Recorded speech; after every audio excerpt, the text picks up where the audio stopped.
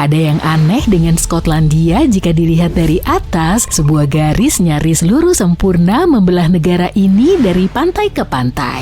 Kamu mungkin gak menyadarinya, tapi bekas luka raksasa itu sudah ada selama ratusan juta tahun. Dan di sepanjang jalurnya, terdapat salah satu misteri terbesar di bumi, yaitu monster Loch Ness. Inilah patahan Great Glen, sama seperti zona patahan besar lainnya di dunia. Patahan ini terbentuk karena pergerakan lempeng tektonik bumi. Yuk kita kembali ke masa lalu, sekitar 430 juta tahun yang lalu. Saat itu, drama geologi besar-besaran yang disebut orogeny Caledonia sedang berlangsung. Orogeny adalah istilah sains untuk menjelaskan bagaimana gunung terbentuk. Seluruh wilayah ini terlihat sangat berbeda saat itu. Ada 3 benua kuno yang disebut Laurentia, Baltika, dan Avalonia. Bayangin mereka seperti potongan-potongan puzzle raksasa yang perlahan mengambang di permukaan bumi. Selama jutaan tahun, bongkahan-bongkahan tanah yang sangat besar ini hanyut dan akhirnya bertabrakan satu sama lain. Ketika bertabrakan, ujung-ujung benua menjadi berlekuk dan terlipat seperti selembar kertas yang melengkung saat didorong dari kedua sisi. Namun beberapa ilmuwan percaya benua-benua ini nggak langsung bertabrakan. Sebaliknya mereka mulai bergesekan satu sama lain. Bayangkan menempelkan ujung jari-jarimu dan menggosokkannya berulang-ulang. Gesekan itulah yang oleh para ilmuwan disebut sebagai patahan strike slip. Balok-balok batu besar ini bergerak ke kanan dan ke kiri, bukan naik turun. Sedikit demi sedikit, daratan di kedua sisi patahan terus saling mendekat, bergeser beberapa mil selama masa geologi. Selama periode Kapur akhir hingga Tersier awal, yang terjadi sekitar 66 juta tahun lalu, wilayah ini bergeser sekali lagi. Kali ini para ilmuwan meyakini pergeseran daratan mencapai 104 km, kemudian zaman es datang, Sungai dan Bletser menemukan retakan raksasa di bumi dan menggalinya lebih jauh lagi, membuatnya lebih dalam dan lebar. Begitulah danau-danau terbentuk di jalur patahan. Nah, semua itu memiliki andil dalam formasi patahan Great Glen dengan segala kemegahannya saat ini. Ya, pergerakan tanah itu membantu menyusun pegunungan dan lembah dalam yang membentuk dataran tinggi yang kita lihat sekarang. Yang menarik, kisah patahan Great Glen gak berhenti di Skotlandia. Bekas luka di kerak bumi ini memiliki kembaran rahasia di seberang lautan. Patahan ini mungkin berlanjut di sisi lain Atlantik Utara di Amerika Utara, tapi di sana patahan itu tidak lagi berupa satu retakan panjang.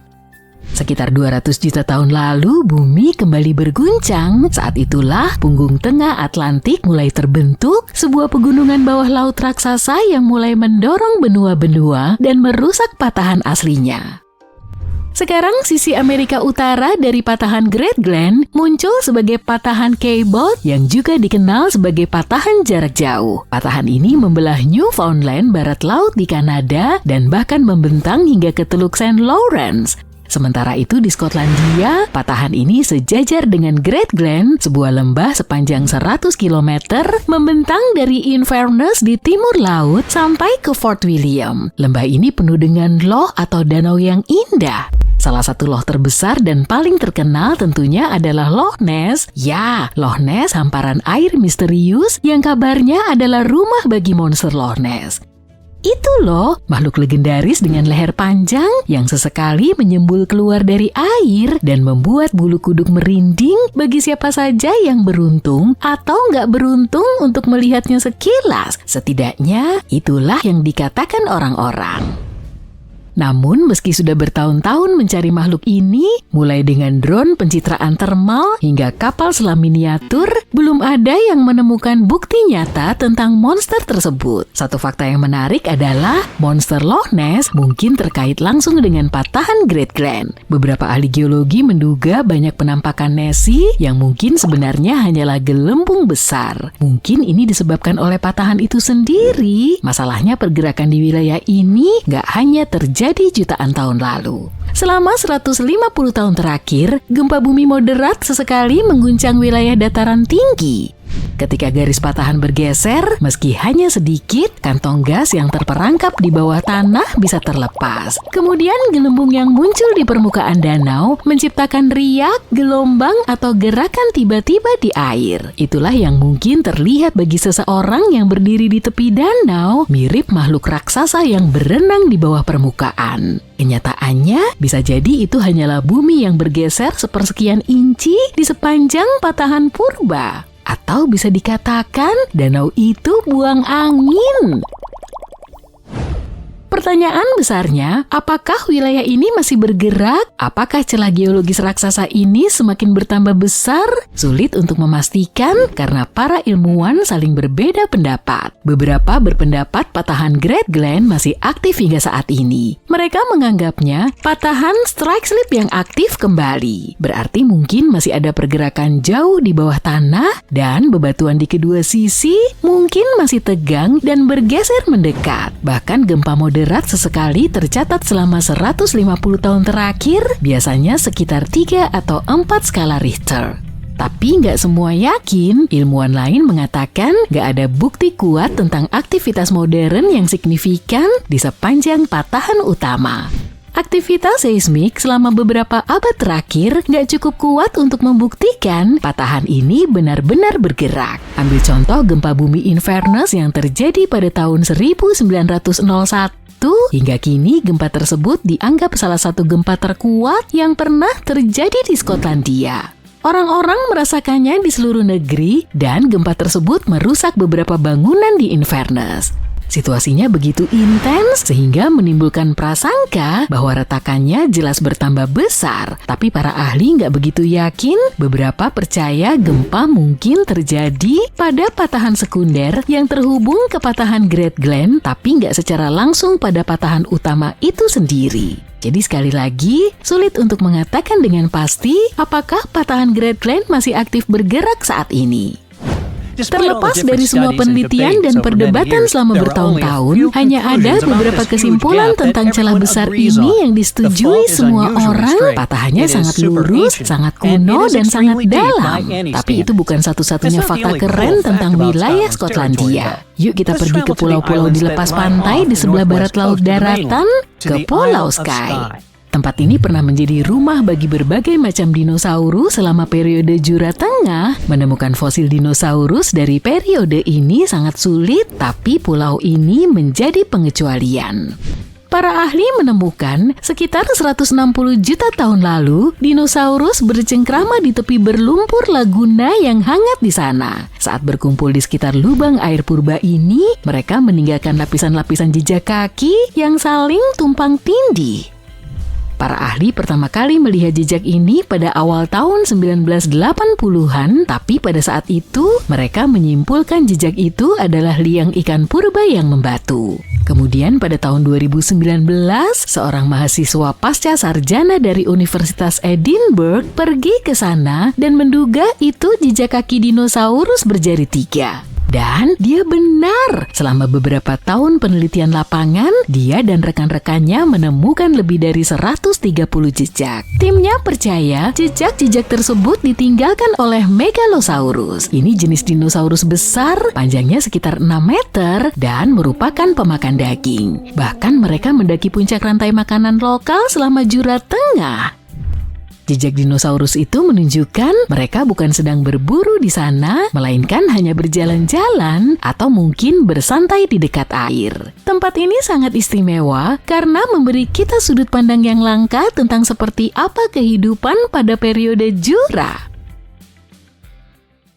Sebuah retakan raksasa dengan panjang lebih dari 3.500 km membelah Afrika.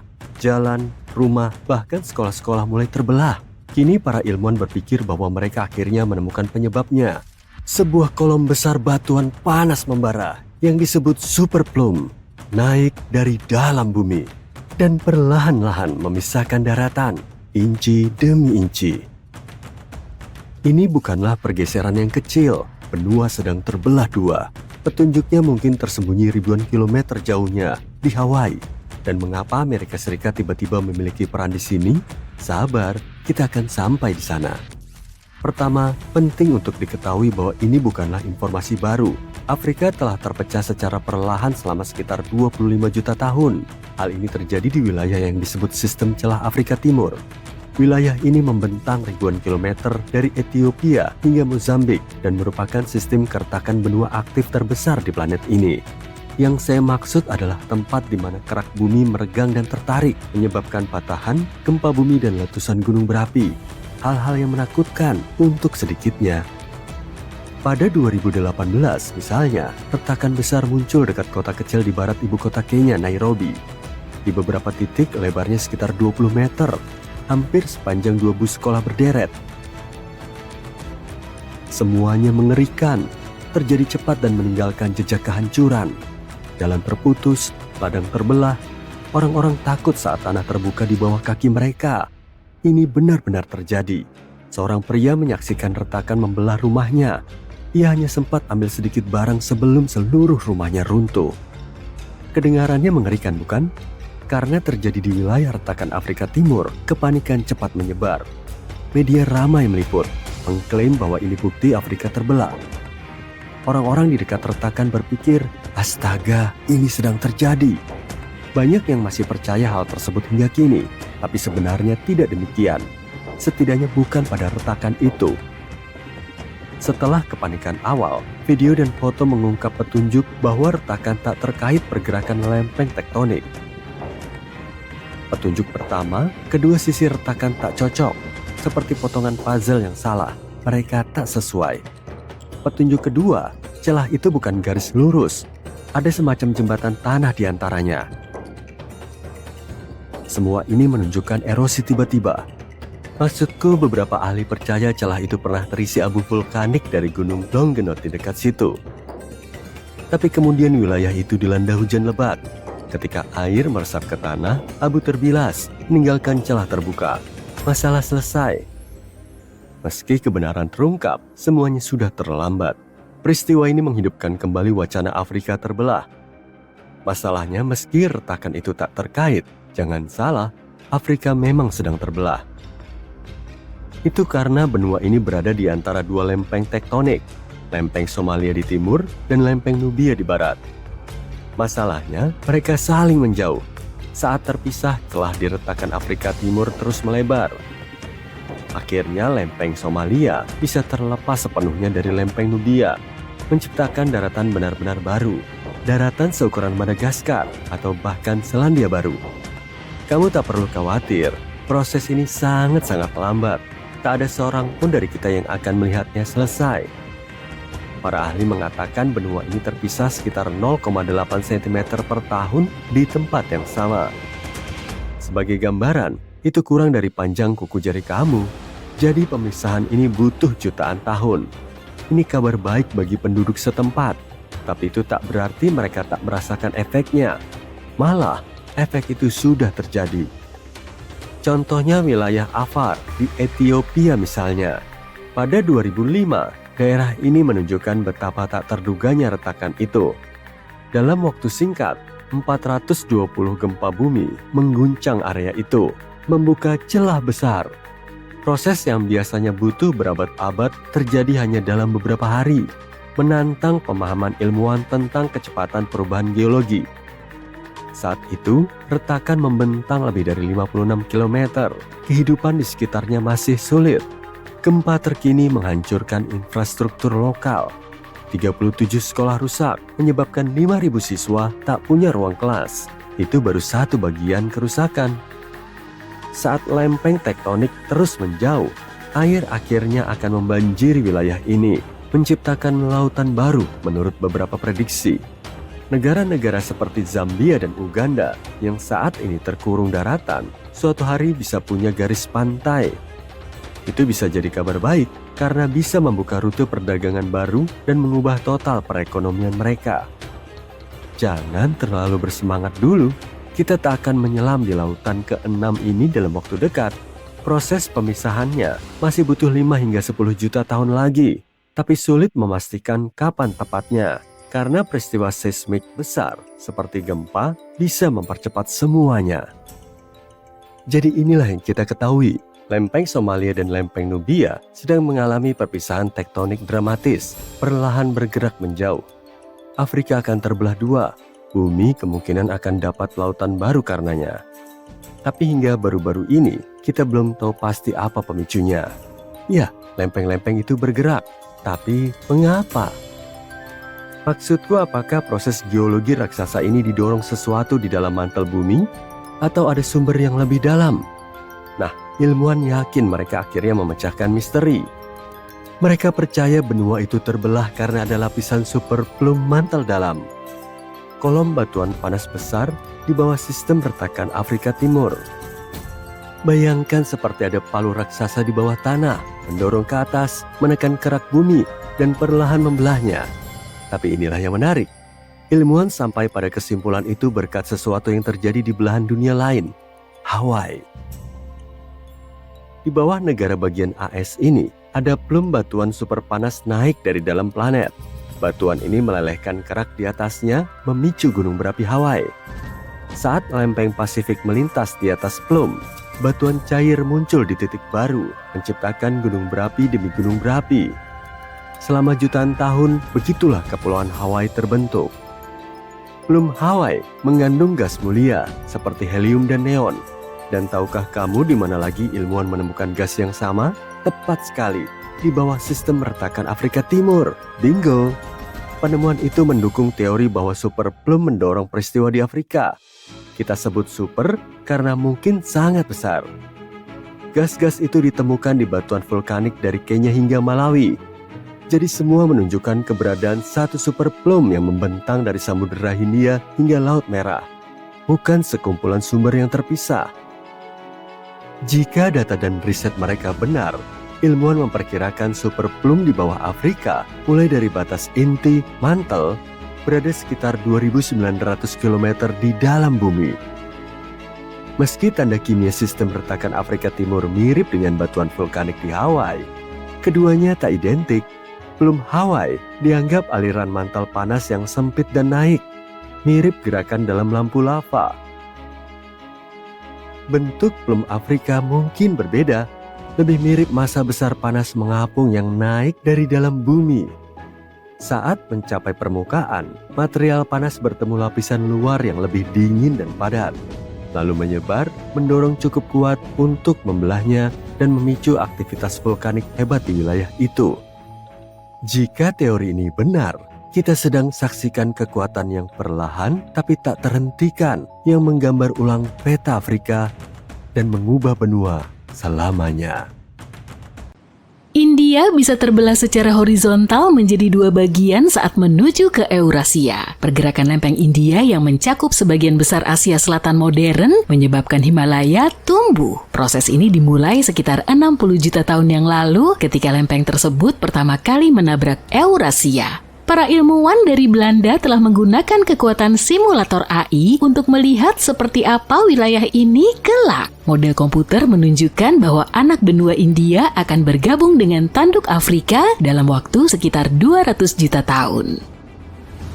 Kota Mumbai dan Mogadishu yang ada saat ini akan menjadi tetangga. Mereka akan berada di sepanjang rantai pegunungan yang baru terbentuk yang oleh para ilmuwan diberi nama Somalaya. Di sisi lain dari formasi geologi ini, Madagaskar akan terhubung dengan Sumatera, sementara Kolkata dan Pulau Mauritius akan menempati wilayah yang sama. Sri Lanka akan lenyap karena menjadi bagian dari daratan India.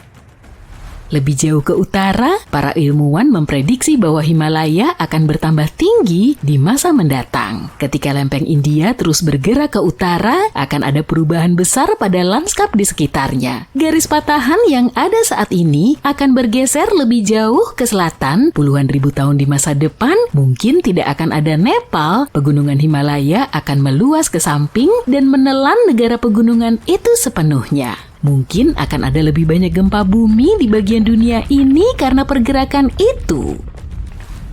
Sebagian besar peneliti setuju bahwa kecepatan India bergerak ke utara ke Eurasia hampir 0,2 cm setiap tahun. Beberapa dari mereka berpikir bahwa hal ini terjadi karena daya apung lempeng tersebut. Hal ini mencegah lempeng India tenggelam ke dalam mantel yang membuat Tibet memiliki topografi yang lebih tinggi. Ahli lain percaya bahwa strukturnya melengkung di bawah tekanan. Proses ini menyerupai apa yang terjadi pada selembar kertas ketika didorong secara horizontal ke dinding. Ketika diberi tekanan lebih pada ujungnya, kertas tersebut mulai terangkat di bagian tengahnya. Di dunia nyata, tonjolan ini adalah dataran tinggi Tibet.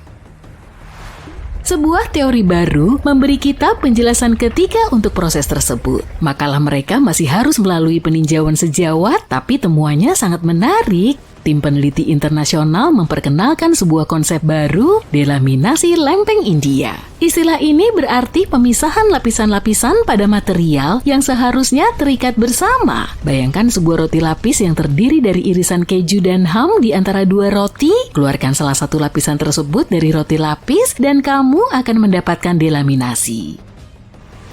Dalam istilah geologi, proses ini melibatkan bagian atas lempeng yang terkelupas dan bergerak ke atas. Dalam kasus lempeng India, ini adalah bagian yang menopang ketinggian Tibet, bagian bawahnya lebih padat yang menyebabkan tenggelamnya ke dalam mantel. Lempeng tektonik dengan cara ini mirip dengan kue berlapis-lapis. Koki menempatkan lapisan yang lebih kenyal dan padat di bagian bawah agar bagian atas yang lebih berat tidak menghancurkannya. Para ilmuwan mengembangkan tesis mereka dengan menganalisis gas helium dalam sampel air dari sumber air panas di wilayah tersebut. Helium-3 adalah isotop langka yang menunjukkan bahwa mantel dekat dengan permukaan bumi. Para peneliti mengukur rasio isotop helium di 200 mata air Tibet. Pola yang mereka lihat menunjukkan seberapa dekat mantel dengan permukaan Tibet Utara. Lebih jauh ke selatan, mereka menemukan banyak helium-4, isotop lain yang berarti lempeng tersebut masih utuh. Lempeng ini membentuk penghalang yang tidak dapat ditembus oleh helium-3 kecuali di satu wilayah dekat Bhutan di bagian timur Himalaya.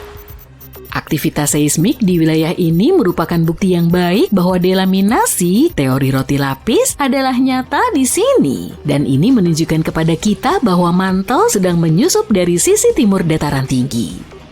Konsep ini mempertanyakan gagasan lama yang sudah diterima tentang perilaku lempeng tektonik. Para ilmuwan di balik penelitian ini menduga bahwa bentuk lempeng Hindia yang unik berkontribusi pada proses delaminasi. Lempeng ini paling tebal di titik paling utara dan paling tipis di sisi-sisinya. Jika itu semua benar, berarti tumbukan benua memiliki sifat yang lebih dinamis dan kompleks daripada yang diyakini oleh para ahli geologi sebelumnya.